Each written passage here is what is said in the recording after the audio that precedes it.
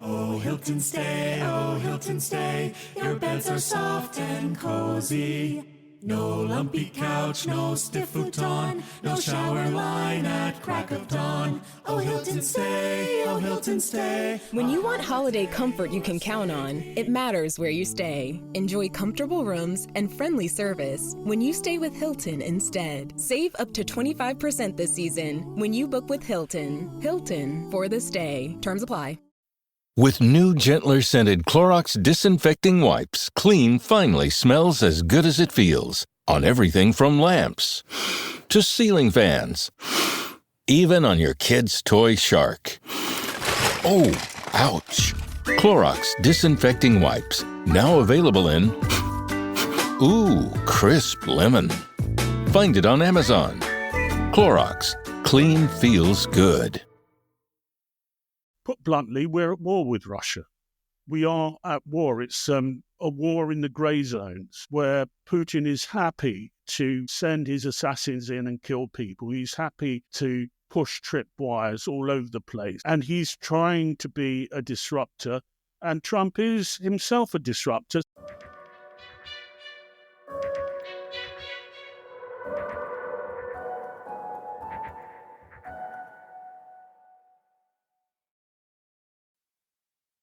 Welcome to the Spy Masters podcast.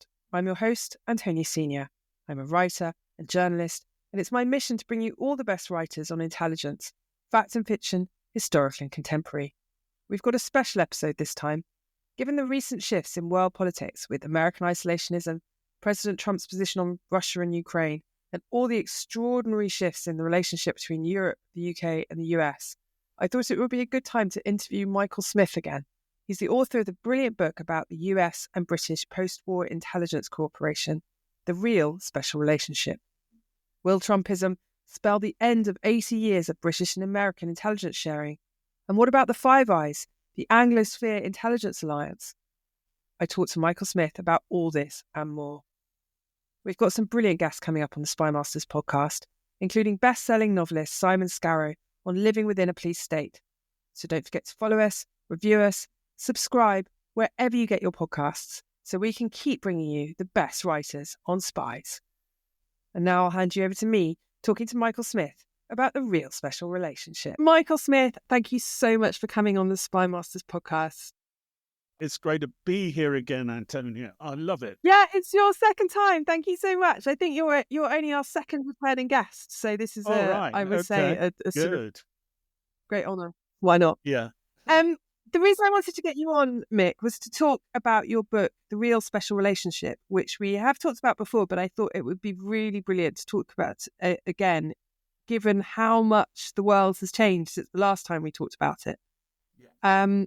So I thought it would be a good idea for readers and listeners who are kind of new to it if you could just recap a little bit. So your book is about what you term the real special relationship, which is the intelligence relationship between the US and the UK, which you categorise as being incredibly close over the last 80 years. Could you just give us a very brief outline of how that special relationship developed and why you, in your book, argued that it's the real special relationship between the US and UK?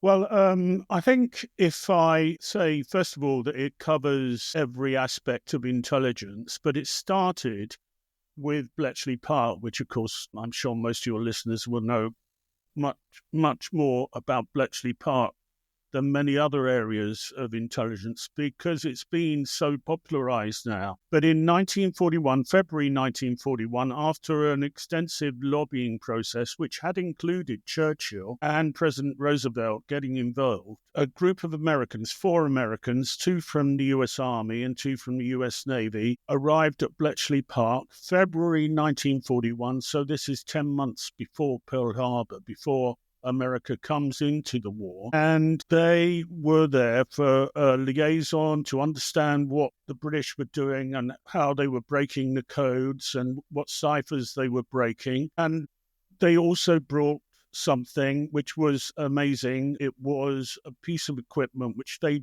built to break the main Japanese diplomatic cipher, which was obviously very important because Hiroshima, who was the Japanese ambassador in Berlin, was talking very closely to Hitler and discussing the future role of Japan as an ally of Germany in the war. And so it was detailed information you would get from those telegram exchanges. It was teleprinted. The messages were teleprinters, and the teleprinter automatically enciphered it. So this device automatically deciphered it. And it was the only cipher, the only major cipher of any kind used by the Axis powers that the British codebreakers had never broken. And they'd never, at that stage, considered sharing the Enigma secret with the Americans, because the Americans are brash, they talk out loud, and they weren't even in the war. What if it got out? The Germans would be able to change the Enigma machine just like that, and they wouldn't be able to break into it anymore. So this machine arriving and that gift and the way that the Americans generously offered this as their opening gambit was very, very, put the Brits in a very difficult position. John Tiltman, the top British codebreaker, he persuaded Stuart Mingus, the head of MI6, who was in charge of the codebreakers. It sounds odd now, but he was the boss of the codebreakers at the time, persuaded him that given what the Americans had produced, they just couldn't not show them Enigma, because the Americans would be thrown round Bletchley Park, and they wouldn't be able to go into Hut 6 where the messages were broken, or Hut 3 where they were reported on, and they'd think, well, the British are hiding something. They know the British were hiding something from. And that point, Churchill said, yes, let's be open with them, completely open with them, keep it limited to a small number of people, but keep it very secret, but let's be absolutely open with them what we've done. So at that point, you have this fusion of intelligence operation between two sides. And the Americans came to Britain to work on it because they didn't have the expertise to work on it in America. They needed to come to Britain to do it, work alongside the Brits, and they worked alongside each other. And that's where the special relationship in terms of intelligence sharing began. And now if you go to GCHQ... Mick, can I just ask, Mick, so that was before Pearl Harbor? So isn't that quite an extraordinary thing that we were sharing Enigma with someone who wasn't even in the war? That seems to me, the timing seems incredible. Yeah. Yeah, well, that was the level of trust, and in intelligence terms, you always have to have. Doesn't matter whether it's an agent and his handler, or a politician and the guys in the Joint Intelligence Committee over here passing on the information to the to the politicians. You have to have a bit of trust. If you're sharing secret details with the Americans of your agent in the field, you have to have a bit of trust. And of course that comes apart at times. Kim Philby is the most obvious one, although, Aldrich James, the Americans have had just as bad people who were just as bad. Hansen Ames were particularly damaging, Snowden, of course. And that close relationship, if you go to, still exists, and it built up over the years, and it built up with relationships between people, individual Brits and individual Americans having close relationships of trust, sharing intelligence, and people in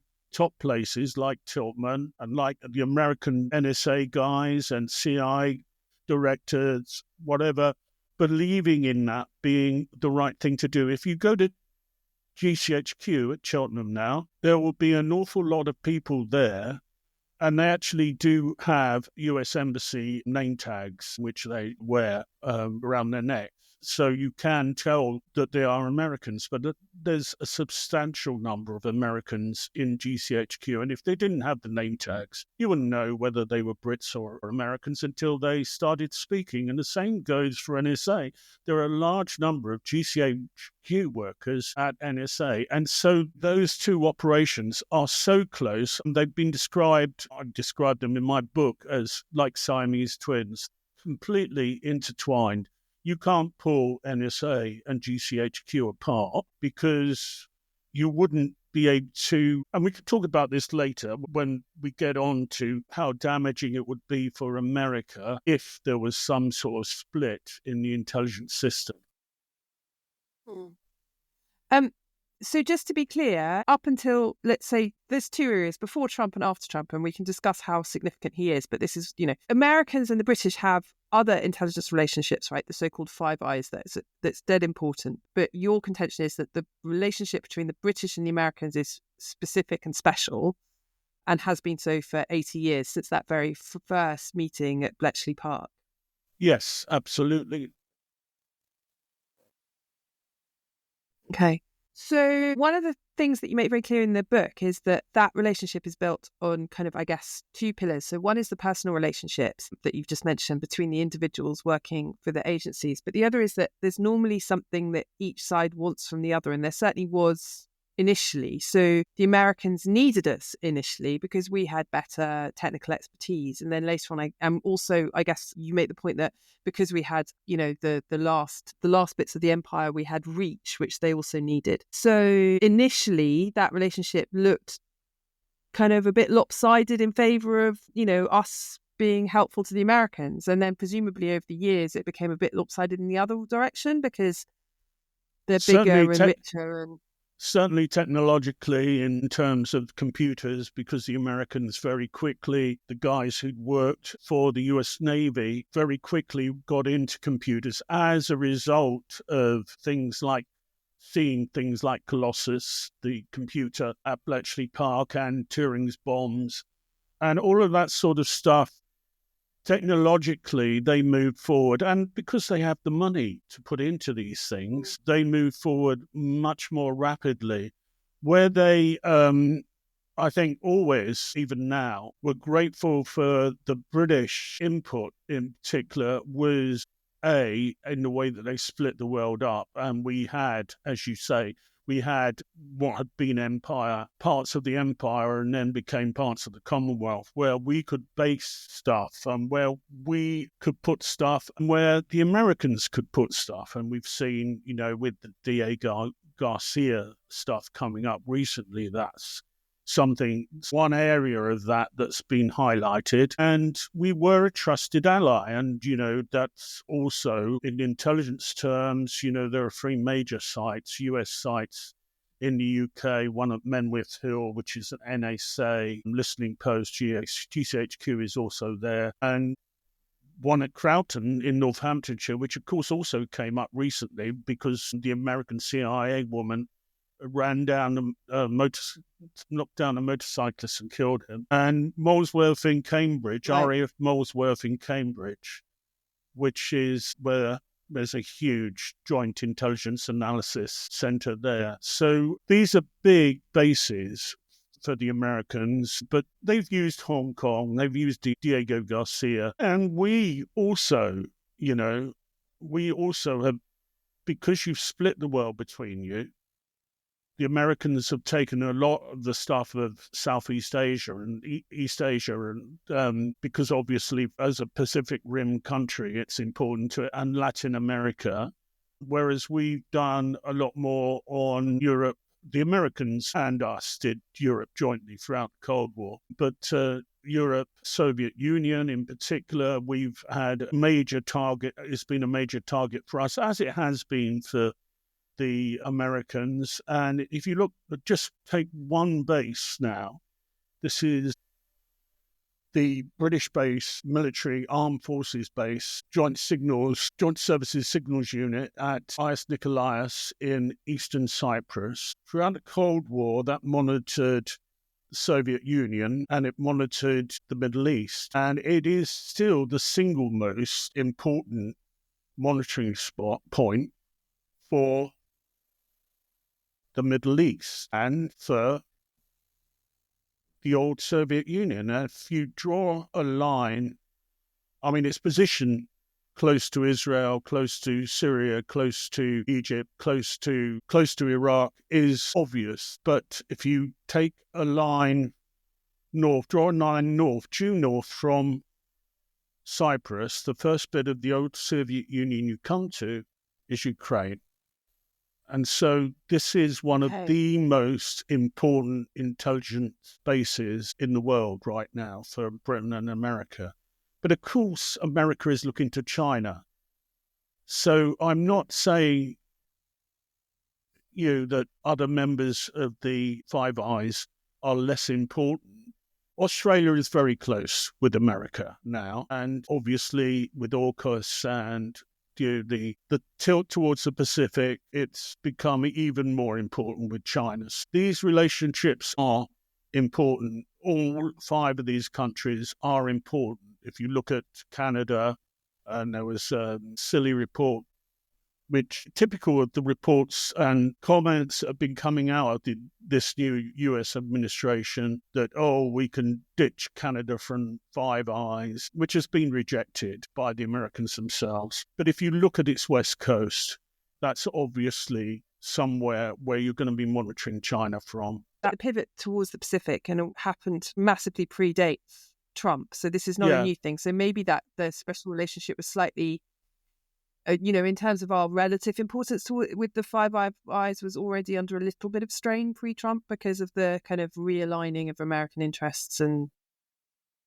no, I think Britain and America will always be at the centre of Five Eyes. Australia is an important partner, very important partner, but Britain and America are the primary partners within Five Eyes. I don't think I'd appreciated until talking to you just now quite how physical the relationship was, as well as kind of, a theoretical one, like these bases and the presence of Americans. I hadn't realised that logistically it was quite so kind of tied up together.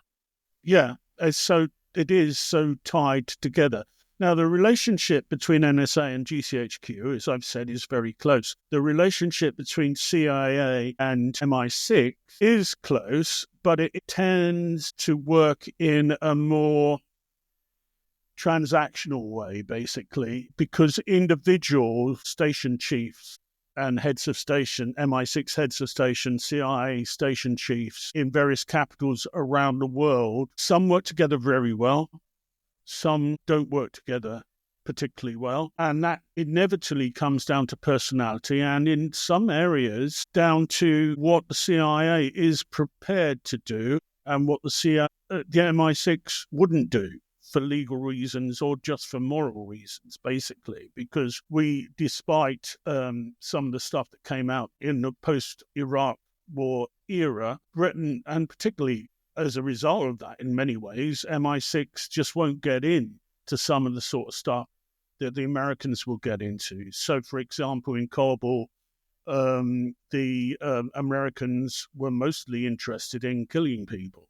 The CIA was out there finding people to either kill or capture. And that was not what MI6 were doing in Kabul at all.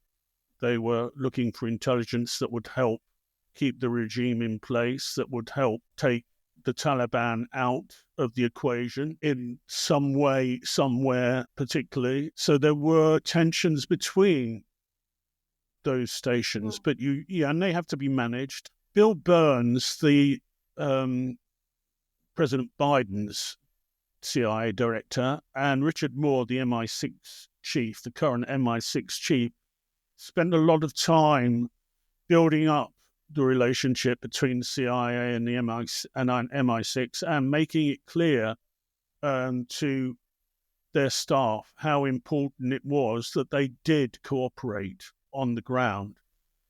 But if you are a CIA station chief in Pakistan and you're not getting the help you want on catching the bad guys from MI6 because they won't do certain things that you are happy to do, then Langley telling you to share something is likely to get a reaction back like, well, why do I have to share it with him? He doesn't do anything for me. And thinking on that transactional basis rather than on the bigger picture of what you're working on together, because he's just working on the Taliban and Al-Qaeda and that sort of stuff. Whereas Langley, they're looking at Ukraine, they're looking at what all the other stuff we're doing around the world and agents we have, whether it's, say, agents in Beijing, and how important that sort of intelligence is to them. So they are much more happy there to the higher levels in Langley to share intelligence. There was that a good example of public sharing and cooperation, I guess, in 2022, just ahead of the Russian invasion of Ukraine, where British and American intelligence came together and made the unusual step of publicly sharing intelligence that things were.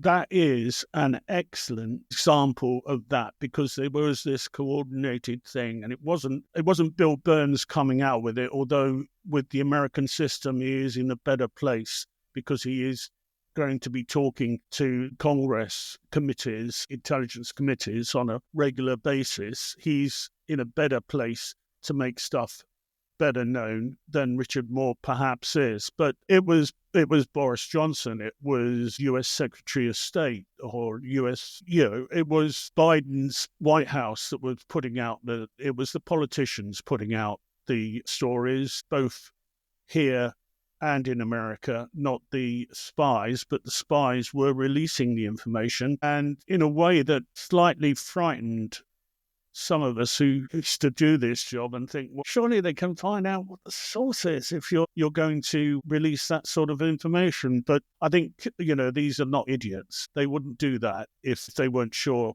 they could protect their source. So let's jump a bit to this present situation. I think there are two things that are pertinent to talk about. One is Trump's internal relationship with his own intelligence agencies and how that affects us and our relationship with him.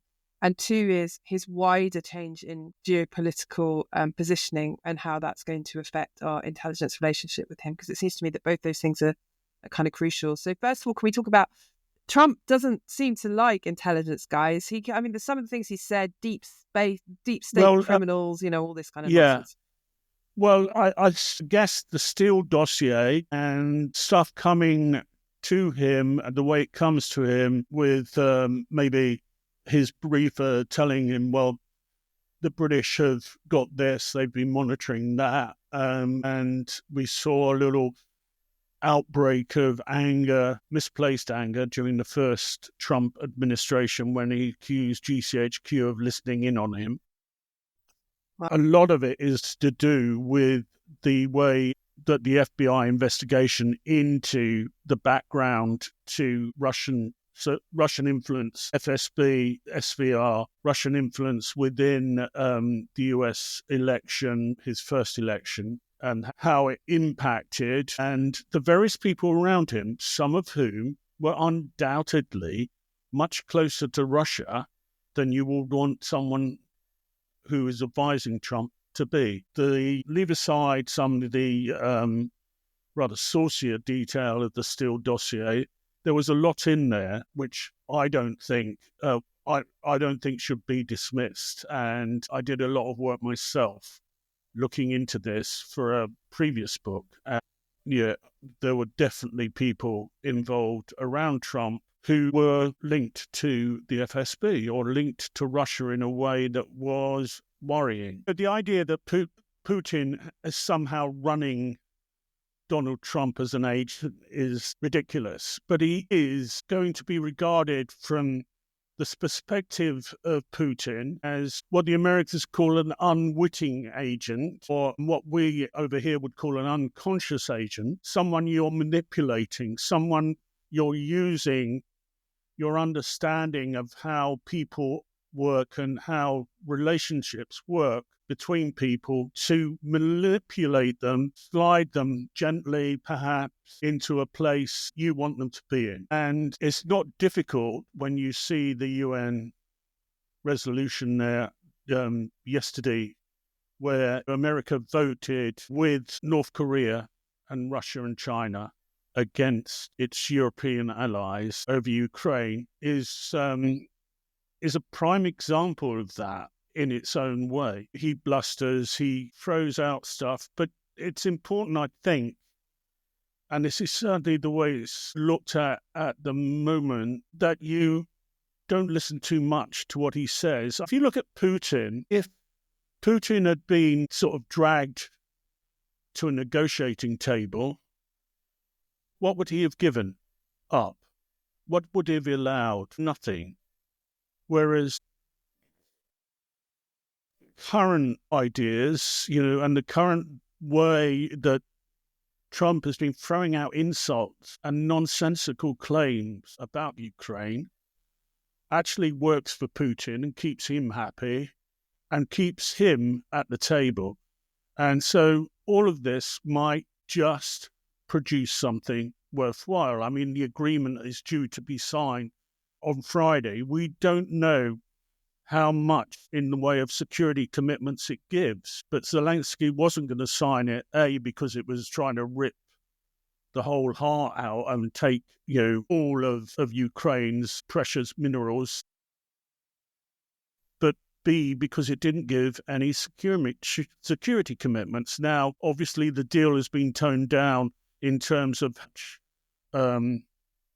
how much of the mineral wealth of Ukraine can be exploited by American companies, but what are the security commitments? We haven't seen any of that at this stage, and that's critical. And if there are security commitments, and putting American companies on the ground in that sort of area, you would imagine there would need to be some sort of security commitment. Then what are they? If Ukraine can't go into NATO, and I'm not altogether sure anyone sensible expected that anyway, but if it can join the EU, and Putin has suggested he has no problem with it joining the EU, if American companies are based in Ukraine, it becomes much more difficult for Putin to come back in. And so you do get this kind of peace. It's an unhappy peace, and it's difficult for us because, put bluntly, we're at war with Russia. We are at war. It's a war in the grey zones where Putin is happy to send his assassins in and kill people. He's happy to push tripwires all over the place. And he's trying to be a disruptor. And Trump is himself a disruptor. Putin's not trying. He's doing it very, very efficiently. But Trump is himself a disruptor. So maybe that there is a meeting there that can be had that produces something. It's important not to take any notice of all the talk and the bluster and just see what the results are. I mean, historians in the future won't be interested, well, they will be interested in it because it's part of the story, but ultimately they'll be interested in what it produced, what actually happened, rather than what, bluster Trump said. The Who's Down in Who Newville were making their list, but some didn't know Walmart has the best brands for their gifts. What about toys? Do they have brands kids have been wanting all year? Yep, Barbie, Tony's, and Lego. Gifts that will make them all cheer. Do you mean they have all the brands I adore? They have Nintendo, Nespresso, Apple, and more. What about... So the Who answered questions from friends till they were blue. Each one listened and shouted, from Walmart? Who knew? Shop gifts from top brands for everyone on your list in the Walmart app.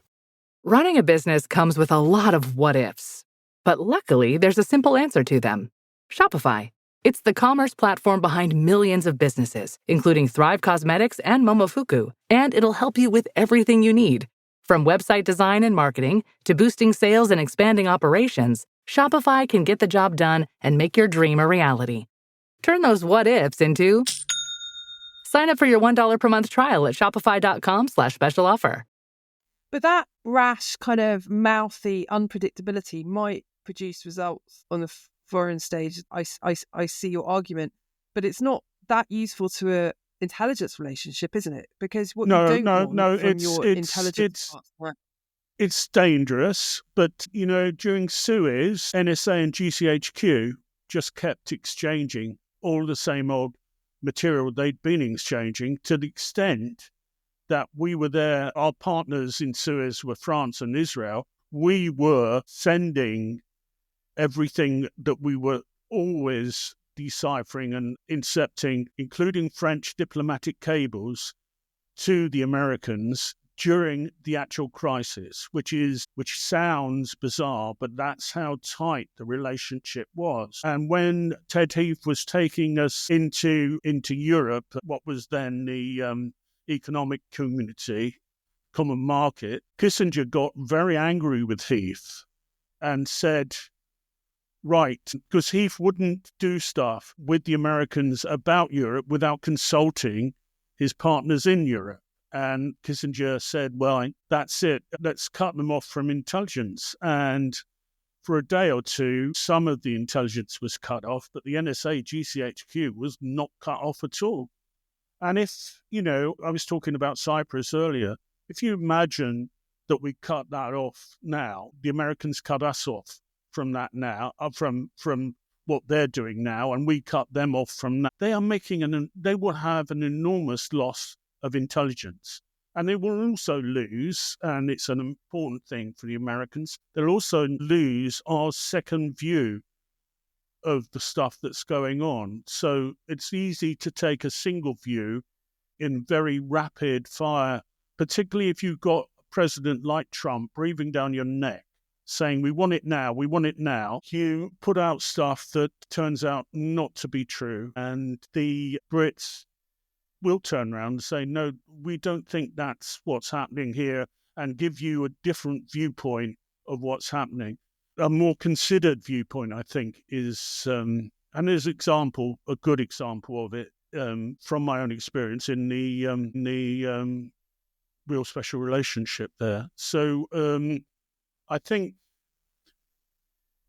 my biggest concern is not actually cutting off of intelligence, it's axing of CIA officers, 400 apparently, and the expertise and experience you lose when you do something like that. And if the same thing is going to happen to the NSA, and the NSA is part of the Pentagon, so it's under Hegseth, who's not been very impressive so far, and I don't expect him to be in the future either. And, that's worrying. But there are bigger concerns, that you get rid of people who are the ones who know, who understand, and some of them, obviously, the ones that understand the importance of that special relationship. And you talk about the special relationship being based as well on personalities. I mean, and also Trump as an unwitting agent of influence effectively for Russia. But I mean, Tulsi Gabbard, she's got quite some clout for someone who seems quite so cozy to Putin. Yeah. Are you worried about that? Yeah, no, I understand that, but the thing is that stuff goes up to her as long as it's coming from people who are sticking to their proper judgments on the intelligence, then it shouldn't have a major impact. I mean, I'm not going to, she's Director of National Intelligence. It's astonishing that she was even confirmed, to my mind, but there you go. But she was talking, when she spoke about these things, from a position of ignorance. She's now going behind the doors and seeing the truth. And, I'm confident that NSA analysts and CIA analysts will be producing the truth to them, or at least the truth as far as they can get to it. And she will understand then,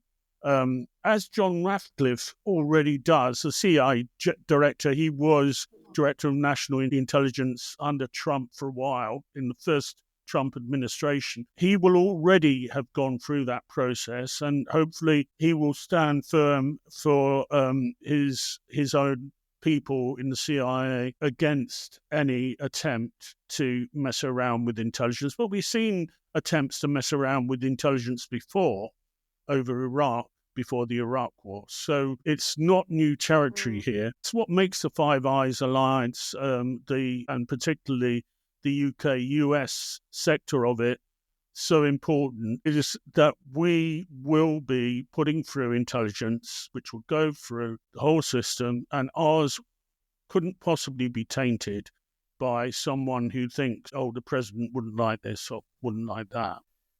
How much that impact that has, who knows? But the British, within the intelligence community, US intelligence community itself, the British intelligence has a huge impact and is treated with a great deal of respect and gratitude, just as we are grateful for the stuff they give us, which is a huge amount. I don't want to pretend here when talking about Cyprus that they're not producing lots of intelligence themselves. They are, and they're producing it from a much wider space across the world. So, and of course from space. It's a good relationship. I expect it to remain a good relationship. It wasn't damaged by the first Trump administration. It kept going. And John Soares, who was MI6 chief, is actually quoted in my book as saying that it wasn't damaged at all during the first administration. So I hope the same situation will. But this Trump administration seems more revolutionary and more destabilizing, and it has this argument, doesn't it, that instruments of the deep state have been weaponized by the left. And this is part of what they're using to try and sort of have a go at the intelligence community. And I know, as you point out in your book, that the relationship between politicians and the intelligence community in the States has not always been a happy thing.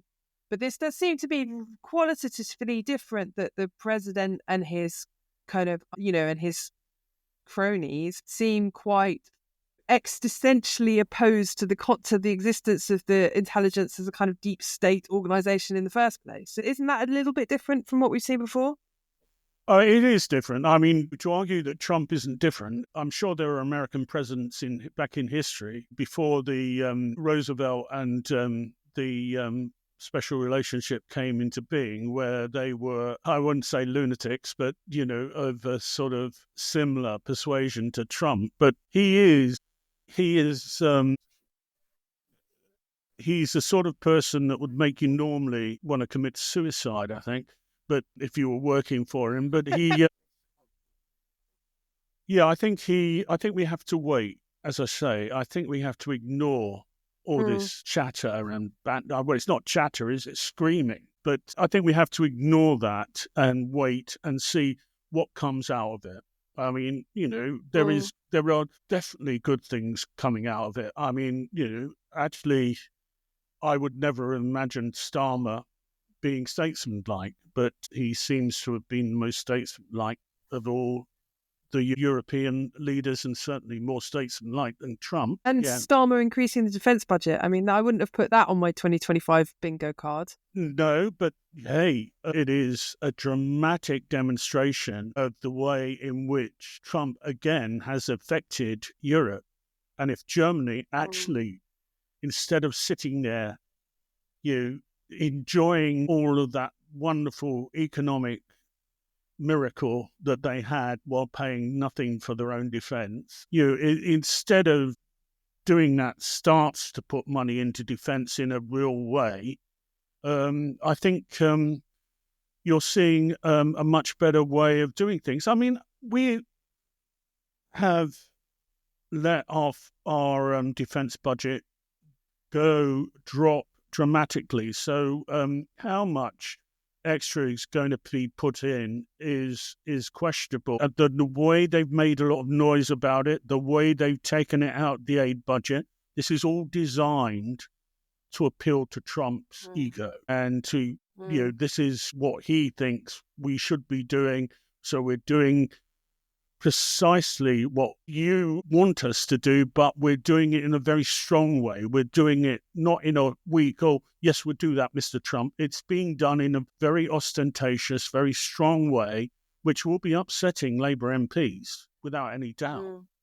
But Starmer is prepared to do that because it's an important moment in history. In your book, you argue, and obviously this was written before this Trump presidency, you argue that the special relationship is so strong that it will basically survive any politicians. Do you think that, I mean, from what you're saying, I think that's probably a conclusion that you're going to stick to, but is that right? Do you think that that still holds true, that despite all his sort of destabilizing trash talk, the special relationship will survive Trump?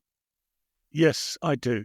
I do believe it will survive Trump. I think we've got to realize, as I said earlier, we've got to realize that we are actually in a very important position. We have to make very clear to the Russians that we are not going to lie down, that we, okay, you can try and bully us, you can try and, cause problems for us, you can cut submarine cables, you can kill people on our soil. There are going to be consequences if you do it. And until you stop doing it, those consequences will keep going and they may escalate if necessary, because you can't allow Putin to do what he's doing in the grey zones. You just can't allow him to do it with impunity. He has to understand it's not something that he's going to be allowed to do.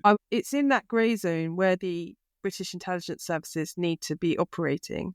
But do you feel like there's a lack of confidence in the UK's ability to do this stuff anymore? Do you think or is it just that there's not enough money and we can't afford to do it? Like what or am I misreading it?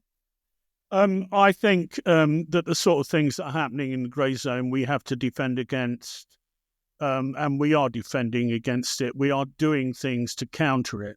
MI5, MI6, GCHQ will all be doing things to counter the things that are going on in the grey zone, but it's across Europe. So, I'm confident that stuff that's happening in the UK, the intelligence services, the security service have got a handle on it, and they will be able to keep it under control and react appropriately, backed by politicians, if they're backed by politicians to do so. And I actually think that this government is a government that would, for all its flaws, there are things it's done I disagree with, but for all those flaws, this is a government, I think, that has a very strong Home Secretary, has a very strong Prime Minister, and so you will see stuff countered, and a very strong Defence Secretary.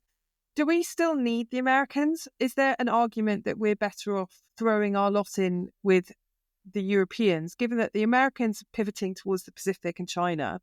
And, Trump is kind of saying that Russia is really our problem, not his problem. So should we be rethinking this relationship, or should we still be trying to make it work?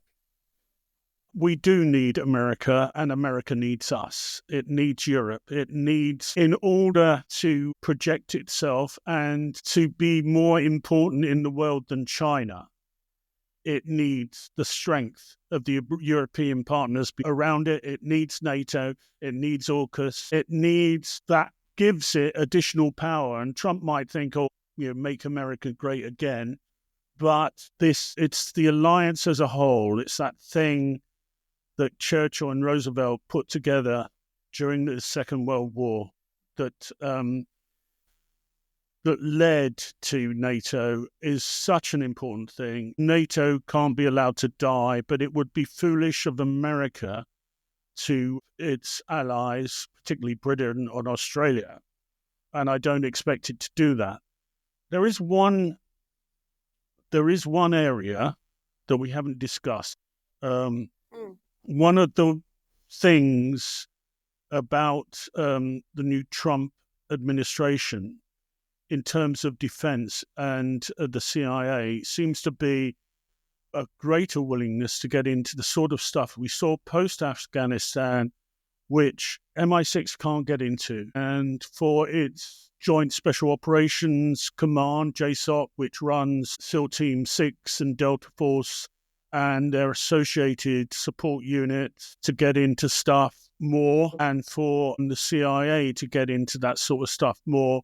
And that would be a problem for us, basically, for the British, and how we react to that and how we work alongside it without getting involved in stuff that we would regard as illegal. But we haven't always been so squeamish. Why are we more squeamish than the Americans, Mick?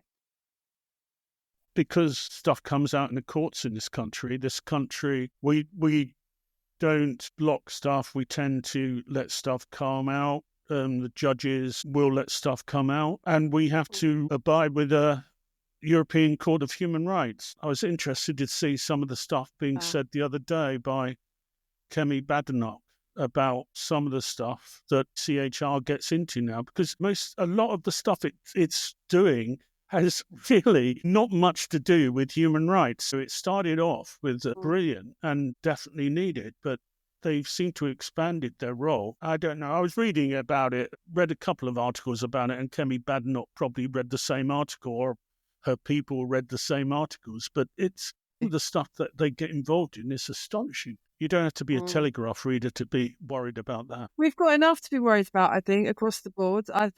General panic. Mick, that's absolutely brilliant. Thank you so much. Thank you for listening. Don't forget to follow, tweet, spread the word, so that we can keep bringing you more brilliant writers talking about spies. Don't miss an episode of the Spy Masters podcast.